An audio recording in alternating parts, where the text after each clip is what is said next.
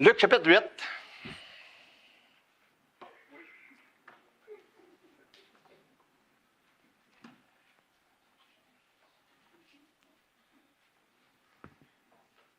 Avant qu'on commence à afficher nos messages sur YouTube, je me préoccupais pas bien par des titres.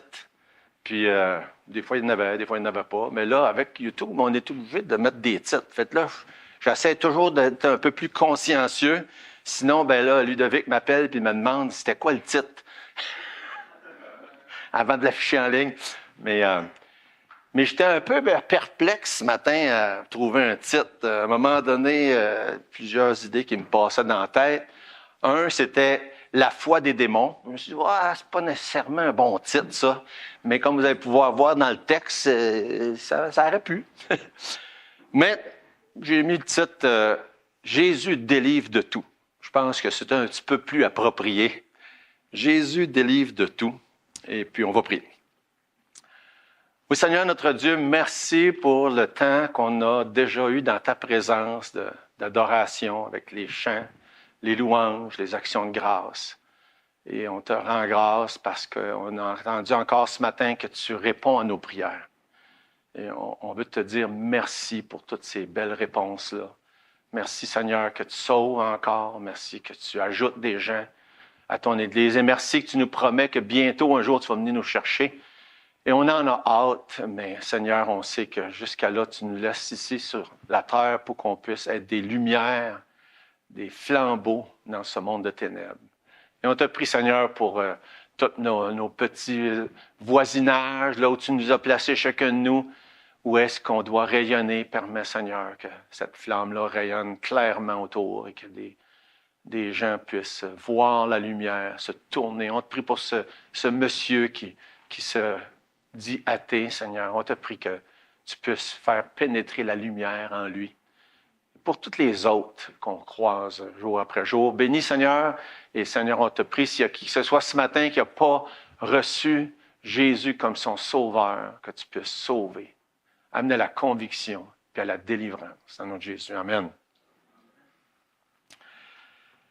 Fait que dans Luc chapitre 8, on a vu la dernière fois, on était en train de voir Jésus qui traverse le lac de Galilée avec ses disciples. Puis il dit, on va aller l'autre bord. Puis là, il y a la tempête. Puis il y a l'eau qui rentre dans le bateau. Puis Jésus qui dort. Puis tellement d'images là, qui sont représentatifs de toutes sortes de choses auxquelles on peut faire face. Puis je pense que plusieurs en ont fait des commentaires des tempêtes, puis de l'eau qui rentre dans le bateau, puis tu as avoir l'impression que Jésus répond pas, puis il n'est pas là, puis c'est pas ce qui se passe. On a tous, à un moment donné ou un autre, passé des moments comme ça. Puis si vous, je ne veux pas vous décourager, si vous n'avez pas encore passé, vous allez en passer. Ça fait partie de ce que Dieu a mis dans nos vies pour nous approcher de lui, pour qu'on crie après lui, pour qu'on l'appelle à l'aide et qu'on apprenne à dépendre de lui. Puis on a vu qu'ils se sont rendus l'autre bord. Tel que Jésus leur avait dit, ils se sont rendus l'autre bord. Puis ça faisait, pour eux, c'était une épreuve, un test de leur foi. Puis on peut dire qu'ils n'ont pas passé le test cette journée-là. Hein? C'est ce qu'on voit dans l'histoire. Et juste pour rappeler ça, de se rappeler que c'est important qu'on n'est pas sauvé selon notre aptitude à passer les tests. Hein, on est reconnaissant pour ça, ni pour eux, ni pour nous. C'est pas notre capacité de passer un test qui va déterminer si on va être sauvé ou pas. C'est pas notre capacité de passer un test qui va déterminer si on va être dans la présence de Dieu ou pas, s'il va nous accepter ou pas, parce que c'est par grâce que ça se passe. Mais les tests sont là, puis sont importants, mais c'est ce qui s'est passé dans leur cas. Et ça va arriver, puis ça arrive qu'on ne passe pas les tests nous autres non plus. Mais, par la grâce de Dieu, il nous donne l'occasion d'en passer d'autres et de pouvoir grandir, apprendre, etc. Fait qu'on, ils sont arrivés à l'autre bord, puis nous autres, ça nous amène à la suite de l'histoire dans Luc, au chapitre 8. Là, je pensais à ça, matin, ça fait à peu près 1 an qu'on a commencé, il y a 24 chapitres. Faites le compte. Je pense pas qu'on va être 3 ans là, dans Luc, là, mais il reste que, disons que la première partie, ça avance pas tellement vite, mais un jour, ça va probablement avancer plus vite. Mais, On verra. On est rendu au chapitre 8 toujours, on est au verset 26. Ils sont arrivés l'autre bord, on l'a mentionné l'autre fois. Ils partent du nord-ouest du lac de Galilée, puis s'en vont vers le sud-est. Fait que le pays qu'on voit le pays des Géraséniens, c'est dans le sud-est de la mer de Galilée, un peu plus loin même du bord de la mer. Et c'est là qu'ils sont. Et là, il y a une histoire qui nous est racontée d'un événement assez spécial qui se passe, qui même fascine et la curiosité de bien du monde qui connaissent même pas la Bible. Et c'est des histoires, une de ces histoires-là que beaucoup de gens dont les gens ont entendu parler. Et on voit dans l'histoire qui nous est racontée à partir du verset 26 que Jésus a un immense défi à relever cette journée-là. Et qu'il le relève avec brio. Et il y a plein d'instructions pour nous à en retirer, d'applications, de comment ça peut nous être instructif et utile, les choses là, qu'on va voir ici dans Luc au chapitre 8. Donc, verset 26. Ils l'abordèrent dans le pays des Géraséniens, qui est vis-à-vis de la Galilée. Lorsque Jésus fut descendu à terre, il vint au-devant de lui un homme de la ville qui était possédé de plusieurs démons. Depuis longtemps, il ne portait point de vêtements et avait sa demeure non dans une maison, mais dans les sépulcres. C'est toute une description qu'on nous fait là de cette personne-là. Et on sait que Jésus a chassé des démons à d'autres occasions. C'est probablement l'histoire la plus abracadabrante, je pense que c'est une bonne expression, de toutes les autres occasions. Il y a plus de détails dans cette histoire-là qu'il y en a dans plusieurs autres occasions. Et juste le simple sujet là, de possession de démons puis de chasser des démons, c'est pas un sujet que les gens, puis là je dis ça en parenthèse, normal, aiment entendre parler. En général, ce n'est pas des choses qui nous intéressent plus qu'il faut. Il y a une certaine branche de la population qui s'intéresse à ces sujets-là plus que d'autres. Mais puis ça, je prends l'étiquette normale. Là. En général, ce n'est pas des choses qui sont que les gens aiment. Puis on sait qu'il y a beaucoup, beaucoup d'histoires folkloriques qui existent, avec toutes sortes d'idées, employer l'expression flyée, sur ce sujet-là, qui n'a rien à voir avec la réalité de ce qu'on voit dans la Bible. Ça fait que c'est ces deux affaires-là là, qui sont présents au-dessus de cette histoire-là qu'on est en train de regarder ensemble. Mais c'est vraiment un récit impressionnant. Puis si c'est là, c'est parce qu'on a des choses à apprendre, puis il y a des choses utiles pour chacun d'entre nous. Donc, Luc chapitre 8, versets 26 et 27, on les a lus. Il est question d'un homme dans Luc. Quand on compare avec le récit de Matthieu, ça nous dit qu'il y avait deux hommes. Pourquoi ça nous mentionne juste un homme dans Luc? Probablement parce qu'il y a juste un homme qui a adressé la parole à Jésus entre les deux. C'est tout simplement pour ça qu'on peut imaginer que là, ça nous disait deux hommes dans Matthieu, puis ça nous dit un homme dans Luc. Et de la description que ça nous est faite dans les autres évangiles aussi, dans Marc aussi, c'est une description d'une condition de vie épouvantable que ces deux personnes-là se retrouvent. Vraiment misérables. Dans Marc chapitre 5, versets 4 et 5, ça dit « Car souvent, il avait eu les fers aux pieds, avait été lié de chaînes, mais il avait rompu les chaînes, brisé les fers. Personne n'avait la force de le dompter. Il était sans cesse, nuit et jour, dans les sépulcres et sur les montagnes, criant, se meurtrissant avec des pierres. » Fait qu'il y a toute une description de tout plein de détails là, de la condition de cette personne-là. Dans Luc 28, ça nous dit il était possédé de plusieurs démons, puis depuis longtemps, il ne portait pas de vêtements, on l'a lu tantôt, puis il avait sa demeure non dans une maison, mais dans les sépulcres. Fait penser à l'expression qu'on a tout nu dans la rue. Hein? Il était tout nu, puis il n'y avait pas de place à rester, au point d'aller dans les sépulcres. C'est une condition de vie horrible, épouvantable. Il se tenait à l'écart, se faisait lui-même du mal, loin du monde. Les gens en avaient peur, puis violent. Fait que, écoute, on peut pas... Il n'y a pas beaucoup de quelque chose de plus pire qu'on pourrait dire de quelqu'un que ce qui nous est décrit dans ces versets-là. Dans Matthieu chapitre 8, verset 28, ça dit « Lorsqu'il fut sur l'autre bord, dans le pays des Gadaréniens, 2 démoniaques sortant des sépulcres vinrent au-devant de lui. Ils étaient si furieux que personne n'osait passer par là. » Puis dans Luc chapitre 8, verset 29, ça dit « Jésus commandait à l'esprit impur de sortir de cet homme dont il s'était emparé depuis longtemps. On le gardait lié de chaînes, les fers aux pieds, mais il rompait les liens, il était entraîné par le démon dans le désert. » Fait que, il y a beaucoup, beaucoup de détails qui nous sont donnés et c'est une description assez impressionnante. Puis on sait une chose, c'est qu'il y avait au moins 2 personnes, puis il y avait plusieurs démons, puis au point que quand Jésus parle, il donne sa parole au verset 30, on apprend que son nom c'est Légion. On nous dit que les légions, dans le temps de Jésus, les légions romaines, pouvaient avoir un nombre variable de soldats, mais jusqu'à 6 000. Nous, on sait par l'histoire, il y en avait probablement 2 000. Vous ne savez peut-être pas pourquoi, mais on va le voir tantôt. Il y en avait probablement 2 000. En tout cas, dans l'Évangile de Marc, c'est ce qu'on en conclut.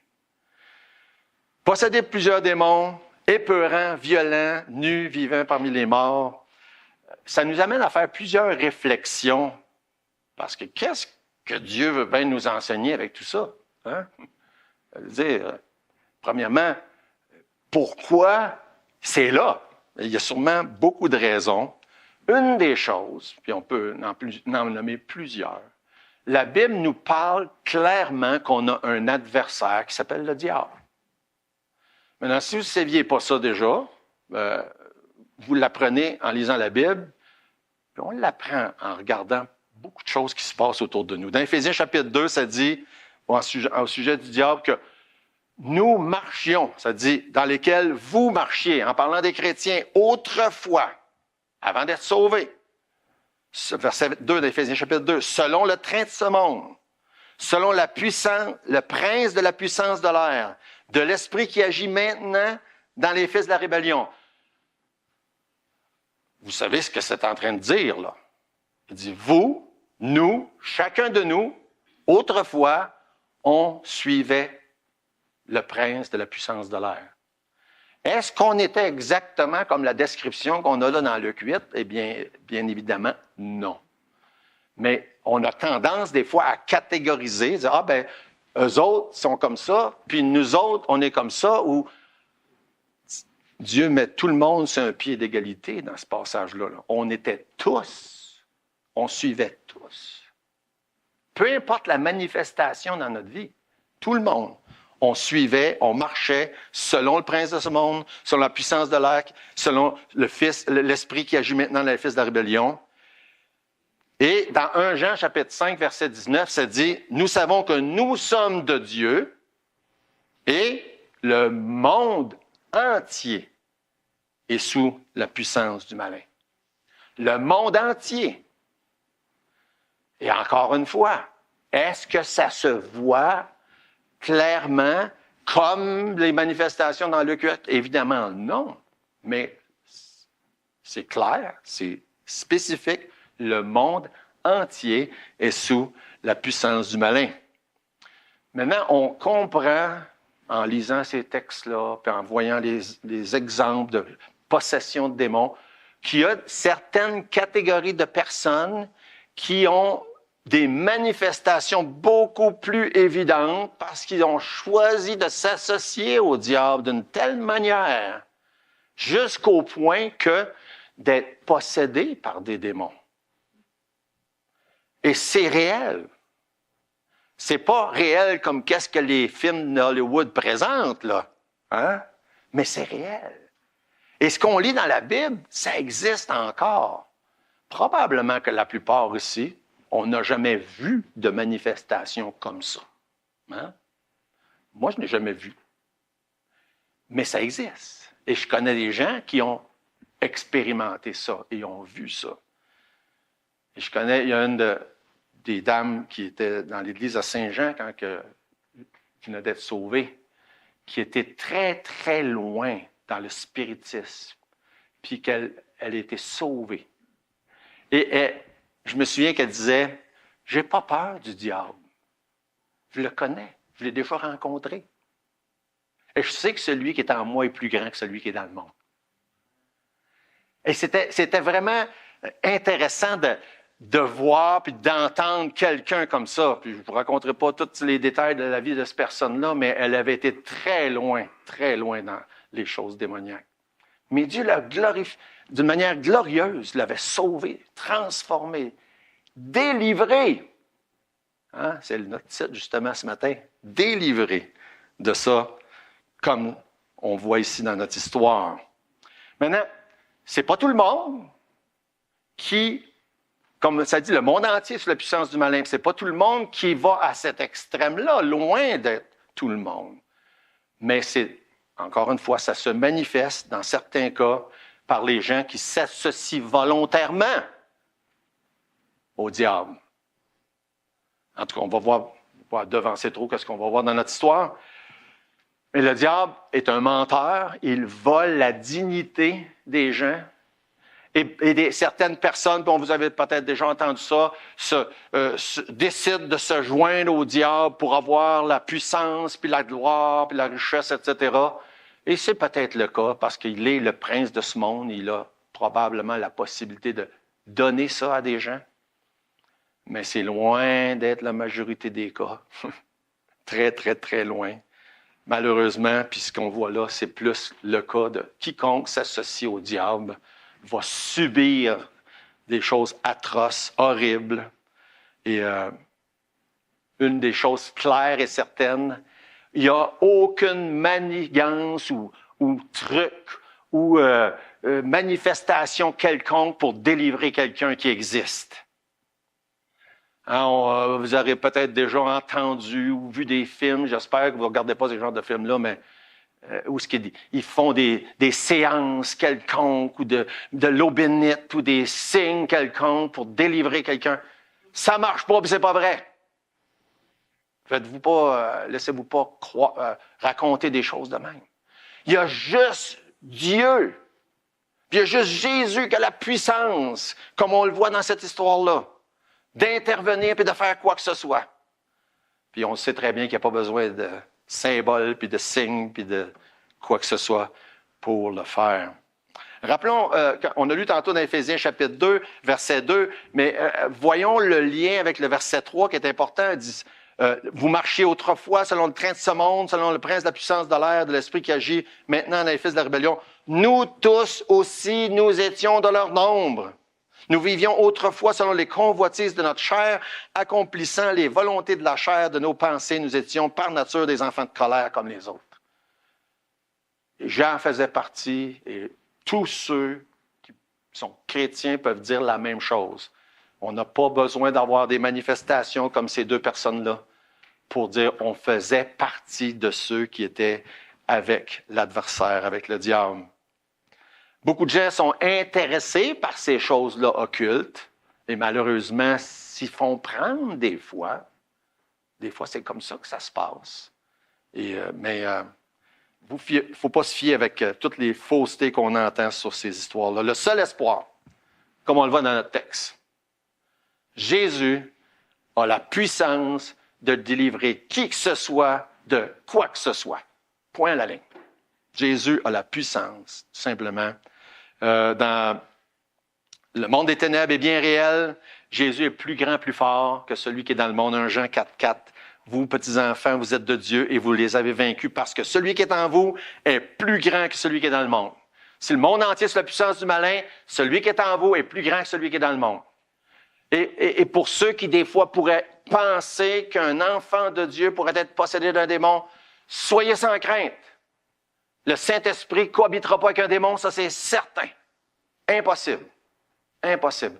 Et malheureusement, il y a des gens qui véhiculent ce genre de fausseté-là. Ça ne se peut pas.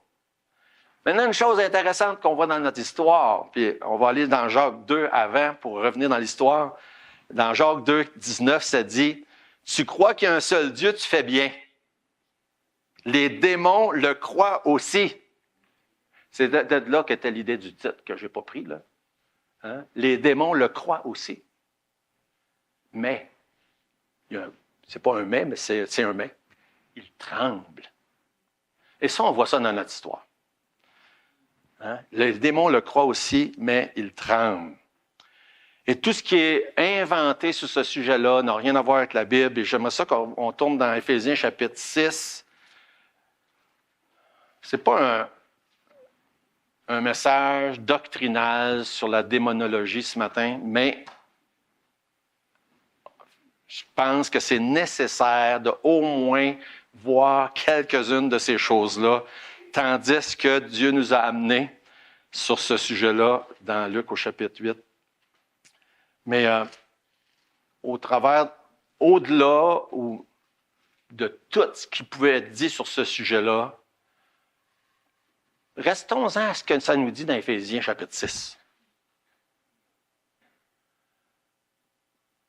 Éphésiens chapitre 6, verset 10, ça dit « Au reste, fortifiez-vous dans le Seigneur et par sa force toute puissante. » Verset 11. « Revêtez-vous de toutes les armes de Dieu afin de pouvoir tenir ferme contre les ruses du diable. Car nous n'avons pas à lutter contre la chair et le sang, mais contre les dominations, contre les autorités, contre les princes de ce monde de ténèbres, contre les esprits méchants dans les lieux célestes. » On compare avec les autres textes qu'on vient de lire, on était tous là. On était tous dans ce monde-là, soumis aux autorités méchantes dans les lieux célestes. Puis après ça, ils nous amènent sur un terrain que la plupart, on est familier avec. Hein? L'armure d'un chrétien, c'est verset 13, c'est pourquoi prenez toutes les armes de Dieu afin de pouvoir résister dans le mauvais jour et tenir ferme après avoir tout surmonté. Tenez donc ferme, ayez à vos reins la vérité pour ceinture, revêtez la cuirasse de la justice, mettez pour chaussure à vos pieds le zèle que donne l'évangile de paix. Prenez par-dessus tout cela le bouclier de la foi avec lequel vous pourrez éteindre tous les traits enflammés du malin. Prenez aussi le casque du salut, l'épée de l'Esprit, qui est la parole de Dieu. Faites en tout temps par l'Esprit toutes sortes de prières et de supplications. Veillez à cela avec une entière persévérance et priez pour tous les saints. On n'a pas besoin de rien d'autre que ça. Puis rappelons-nous le contexte. Pourquoi? Je pense que la plupart des chrétiens ont déjà entendu parler de l'armure du chrétien. Hein? Les enfants à l'école du dimanche se font enseigner ça. Mais on met peut-être pas beaucoup d'emphase sur les versets du début, là. Le pourquoi Dieu nous dit qu'on a besoin de ça. Comme on vient de le lire dans les versets 10 à 12. Parce qu'on a besoin de sa force toute puissante pour lutter contre les ruses du diable. Parce que notre lutte n'est pas physique, charnelle, n'est pas avec des armes physiques, mais c'est spirituel. C'est contre les dominations, les autorités, les princes de ce monde de ténèbres, contre les esprits méchants dans les lieux célestes. C'est pour ça qu'il nous dit qu'on a besoin d'une armure. Mais il nous dit aussi qu'on a besoin de ça, mais on n'a pas besoin d'autre chose. C'est juste ça qu'on a besoin. Puis remarquez l'emphase qui est mise sur la prière. Pourquoi? Parce qu'il y a juste Dieu qui peut délivrer quiconque de quoi que ce soit. Juste. Si vous ne vous rappelez pas de rien d'autre ce matin, rappelez-vous de ça. Il y a juste Dieu qui peut délivrer n'importe qui de n'importe quoi. Parce que c'est ça, le combat de la vie chrétienne est très réel. Et tout ce qui est autour de nous, qui est invisible, les esprits méchants dans les lieux célestes, etc., qui sont invisibles. Puis des fois, comme on a l'histoire là, une manifestation visible. Luc 8, c'est une manifestation visible de tout ce qui se passe, qui est invisible jour après jour. Maintenant, comme je disais tantôt, moi, après presque 50 ans de vie chrétienne, je n'ai pas eu à expérimenter quelque chose comme dans Luc 8. Mais j'ai entendu des histoires et entre autres choses, de personnes sur des champs missionnaires. Et ça fait penser à un commentaire que Luc mentionnait tantôt du privilège qu'on a dans une société où il y a quand même des certaines valeurs conservatrices ou même valeurs chrétiennes, même si les gens ne sont pas sauvés. Mais dans des milieux ténébreux où il n'y a aucune valeur, puis que l'Évangile n'a pas encore fait des percées, il y a des manifestations comme ça beaucoup plus courantes. Il ne faut pas s'en surprendre. Et c'est ce qui se passe dans cette partie-là du pays lorsque Jésus arrive, entre autres choses. Et même si les manifestations ne sont pas toujours visibles, l'adversaire le fait d'une manière clandestine, il est le père du mensonge, puis il est capable de faire croire aux gens que tout est beau, puis tout va bien, quand c'est lui qui est en train de contrôler toutes les choses. Il se déguise, comme la Bible dit. On est encore dans notre texte. On n'a pas vu bien encore. Dans Luc au chapitre 8, verset 28, « Ayant vu Jésus, un de ces deux hommes poussa un cri, se jeta à ses pieds, dit d'une voix forte, « Qu'y a-t-il entre moi et toi, Jésus, Fils du Dieu très haut? Je t'en supplie, ne me tourmente pas. » Les démons l'y croient, mais ils tremblent. C'est important de réaliser ça, là. Pour ceux qui pourraient avoir encore une petite crainte, là. Les démons le croient, mais ils tremblent. Supplie aux pieds de Jésus, ne me tourmente pas. Reconnais qui est Jésus, premièrement. Réagit, pousse un cri, se jette à ses pieds, reconnaît son autorité. Ne me tourmente pas, reconnaissant que Jésus a le pouvoir de le faire. Ne me tourmente pas. Les démons savent qu'un jugement est imminent. Ils le savent, que ça s'en vient. Ils savent que leurs jours sont comptés. Parce que ça le dit dans le verset 29, dans Matthieu 8, 29, ça dit « Es-tu venu ici pour nous tourmenter avant le temps? » Je trouve ça intéressant. Hein? Es-tu venu ici pour nous tourmenter avant le temps? Ils savent que le temps vient. Ça dit dans Matthieu 24 que l'enfer a été préparé pour le diable et ses anges. Ils savent, évidemment. Mais ils veulent repousser ce jour-là le plus loin possible. Es-tu là pour nous tourmenter avant le temps? Dans Apocalypse 17, verset 8, ça dit « La bête que tu as vue était, et elle n'est plus, elle doit monter de l'abîme. Hein? » Puis dans Luc 8, 31, ça dit « Il priait instamment Jésus de ne pas leur donner d'aller dans l'abîme. » C'est le même abîme. C'est ce lieu-là qui correspond, selon qu'on lit dans Apocalypse, au séjour des morts, des gens non sauvés qui vont être jetés dans le temps ardent de feu et de soufre pour l'éternité. Ce lieu-là, qui est le séjour des morts non sauvés qu'on voit, c'est ce qu'en général, les gens vont penser quand on appelle l'enfer, jeté dans l'étang de feu pour toute l'éternité. Ce qui a été préparé, je dis 24, tantôt c'est Matthieu 25, 41, pour le diable et ses anges. Fait que ça nous montre dans cette histoire qu'ils le savent. Ils savent que le jour sont comptés, puis ils vont tout faire pour le repousser le plus loin possible. Ça dit dans le verset 32, puis là on avance tranquillement dans notre histoire. Ça dit dans le verset 32, il y avait dans la montagne un grand troupeau de pourceaux qui paissaient. Et les démons supplièrent Jésus de leur permettre d'entrer dans ces pourceaux. Puis on se dit, ben là, pourquoi? Encore pour la même raison qu'on a mentionnée. Repousser le plus loin possible de se faire jeter dans l'abîme. Et ce qu'on peut juste imaginer, c'est que dans leur raisonnement, c'est que tant qu'on va être dans les pourceaux, ben, au moins on ne sera pas dans l'abîme. Puis on peut déduire plein de choses avec tout ça, c'est qu'ils savaient très bien qu'ils ne pouvaient pas demander à Jésus de les envoyer dans quelqu'un d'autre. Parce que Jésus n'enverra pas des démons en nulle part chez quelqu'un. Point à la ligne. on a vu, puis encore là, je ne veux pas trop passer de temps là-dessus, mais c'est un vaste sujet des démons, possession. C'est quelque chose que les gens cherchent et vont s'en aller vers ça. Ça n'arrive pas par accident.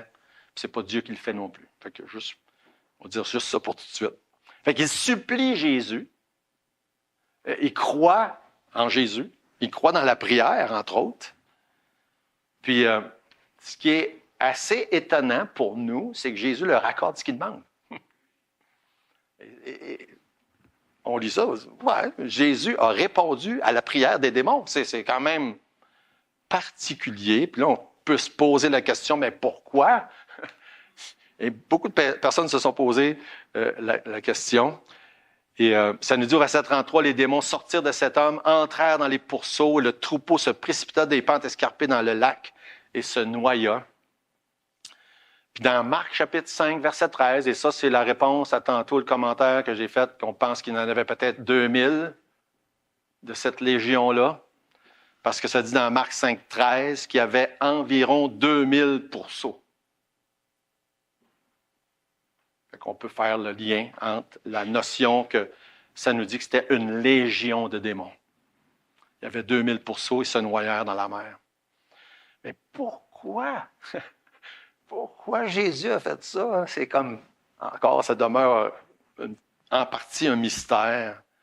Il y a peut-être plusieurs raisons qu'on pourrait supposer, mais entre autres choses, on sait que si ces gens-là qui élevaient les pourceaux étaient des Juifs à l'époque, ils désobéissaient à la loi de Dieu.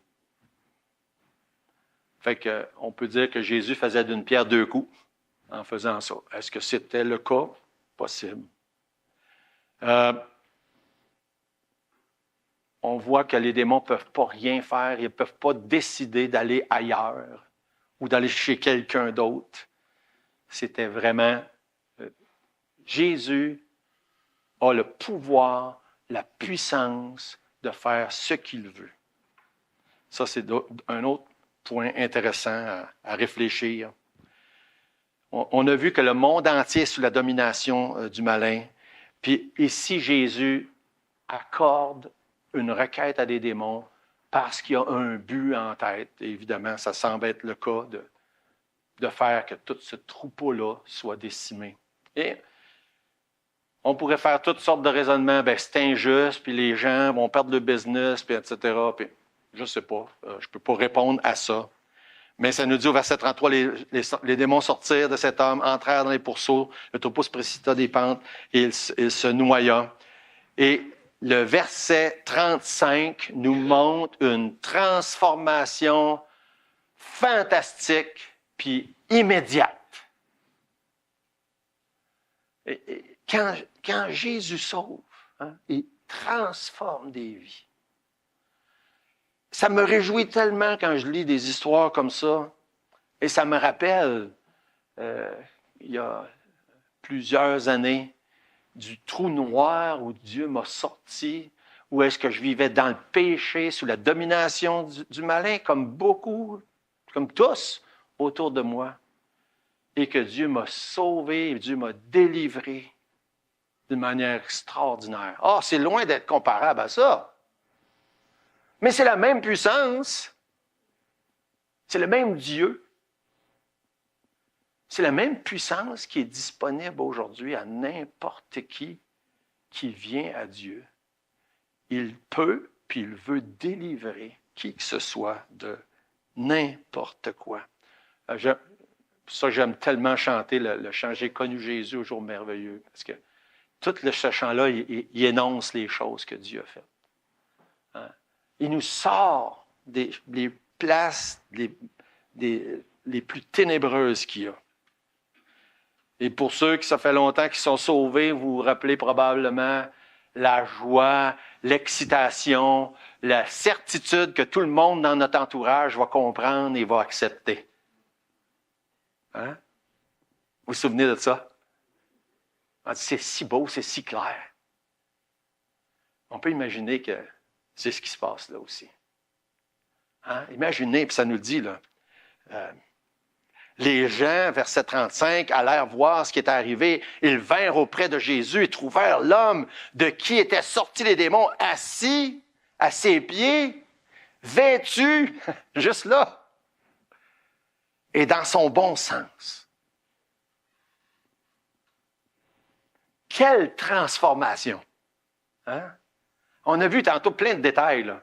Qu'est-ce que cette personne-là avait de l'air?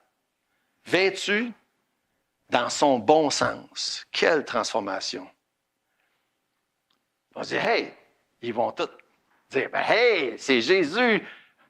Qu'est-ce que c'est d'autre qu'il peut faire pour nous autres? S'il a fait ça avec ces gars-là? Pas tout à fait. À la fin du verset 35, ils furent saisis de frayeur. Ceux qui avaient vu ce qui s'était passé leur racontèrent comment le démoniaque avait été guéri. Mais rendu là, ça arrête. Là. Au verset 37, la réaction des gens est vraiment décevante. Et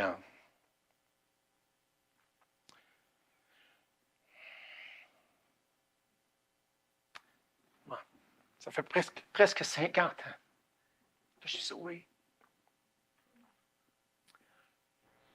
Dans mon entourage, personne.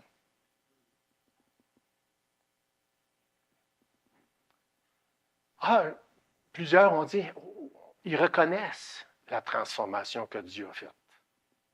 Le commentaire, c'est bon pour toi, tu en avais besoin.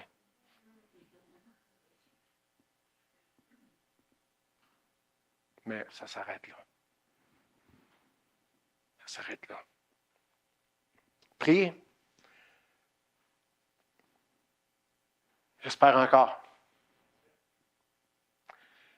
Mais la réaction de la majorité des gens est comme eux. Dieu transforme des vies, sauve des gens de toutes sortes d'arrière-plans. Ce n'est pas toujours aussi dramatique que celle-là. Mais c'est la même puissance. Puis il veut délivrer qui que ce soit de quoi que ce soit. Puis au verset 37, c'est tellement désolant. Tous les habitants du pays des Garazéniens prièrent Jésus de s'éloigner d'eux. Ils ne voulaient pas. Ils ne voulaient rien savoir. Car il était saisi d'une grande crainte. Puis là, c'est probablement dans les paroles les plus tristes de la Bible. Jésus monta dans la barque et s'en retourna. Il les a laissés là. Tout ce qu'on sache de ces gens-là, c'est qu'ils n'ont pas eu d'autre opportunité, on ne sait pas, mais probablement morts dans le péché. Ils ne voulaient rien savoir. Pourquoi? On ne sait pas. On peut imaginer qu'il y avait d'autres éleveurs de porcs dans la région, puis ils se sont dit, ça va nous coûter cher. Je ne sais pas. Je ne sais pas. Mais ils ne veulent rien savoir. Rejettent la délivrance. Rejettent Jésus. On est 2000 ans plus tard. Cette histoire-là, c'est juste une image pour nous montrer qu'est-ce que Jésus peut faire, puis qu'est-ce que Jésus veut faire. Puis si le monde entier, c'est la puissance du malin, puis qu'on était tous là, puis que n'importe qui n'est pas sauvé est encore là, même s'il n'y a aucune des manifestations qu'on voit dans cette histoire-là, on sait, puis on comprend, Jésus est la seule solution. Seul Jésus peut délivrer qui que ce soit, de quoi que ce soit, puis donner la vie éternelle à quiconque se tourne vers lui par la foi pour lui faire confiance. Si tu es là ce matin, puis qu'il y a quoi que ce soit qui t'opprime, qui t'oppresse, puis tu dis, moi là, ça, je ne pourrais jamais m'en sortir. Sache que Jésus peut délivrer n'importe qui de n'importe quoi. S'il est capable de faire ce qu'il a fait là, il n'y a rien qui est impossible pour Jésus. Et la seule solution pour qui que ce soit d'avoir la vie éternelle puis d'être sauvé, c'est d'aller à Jésus par la foi. Puis il va le faire. On va prier. Seigneur notre Dieu, merci pour ta parole, pour tes bienfaits, pour le temps qu'on a ensemble dans ta présence qui est merveilleux lorsqu'on ouvre ta parole puis qu'on sait que Tu as mis toutes sortes d'histoires, les unes comme celle-là, abracadabrantes, mais extraordinaires. Je te prie, Seigneur, que tu puisses amener au salut, à la repentance, à la vie éternelle. Et pour quiconque a vraiment besoin d'être délivré ce matin, par la foi, puisse se tourner vers toi, qui a la capacité de délivrer n'importe qui de n'importe quoi. Au nom de Jésus, amen.